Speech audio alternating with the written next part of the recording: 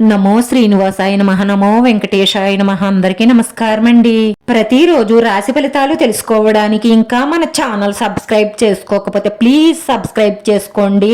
Like చేసి మీ పూర్తి support మన శ్రీనివాస ఛానల్ కి ఇవ్వండి.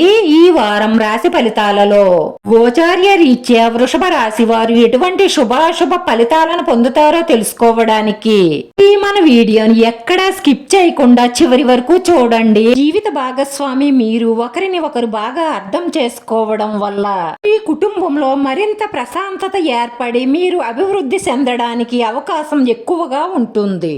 ఈ ప్రేయసిని మీరు వివాహం చేసుకోవాలి అనుకుంటే ఈ రోజు వారితో మాట్లాడండి. వాళ్ళు మీ చెయ్యి పట్టుకోవడం గురించి ఏమి ఆలోచిస్తున్నారో తెలుసుకోండి. ఈ రోజు మీ ఖాళీ సమయంలో ఇప్పటి వరకు పెండింగ్ లో ఉన్న పనులు పూర్తి చెయ్యడానికి ప్రయత్నించండి. పందేల పోటీలో విజయం సాధించిన వారు చాలా ఉత్సాహంగా సంతోషంగా వేడుకల్లో పాల్గొంటారు. ఫ్రెండ్స్ తో పార్టీలు చేసుకుంటారు. కుటుంబంతో సంతోషంగా గడుపుతారు. మీకు నచ్చిన ఒక అందమైన స్త్రీతో శృంగార సమయాన్ని గడిపే అవకాశాలు ఎక్కువగా గోచరిస్తున్నాయి. మీ బరువుపై ఒక కన్నేసి ఉంచండి. ఫాస్ట్ ఫుడ్లు తినడం వల్ల అనారోగ్య సమస్యలు పెరుగుతాయి.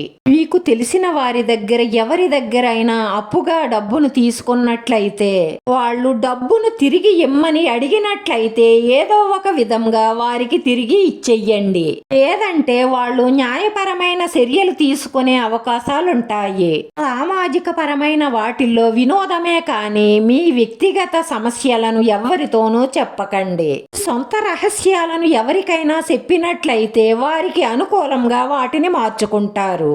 ఉద్యోగ రంగంలో ఉన్న వారికి వారి కార్యాలయంలో కొన్ని సమస్యలను ఎదుర్కోవలసి ఉంటుంది. మీకే తెలియకుండా కొన్ని తప్పులు చేస్తారు.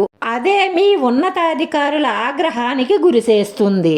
భారత సమాజ సేవ మిమ్మల్ని ఆకర్షిస్తాయి.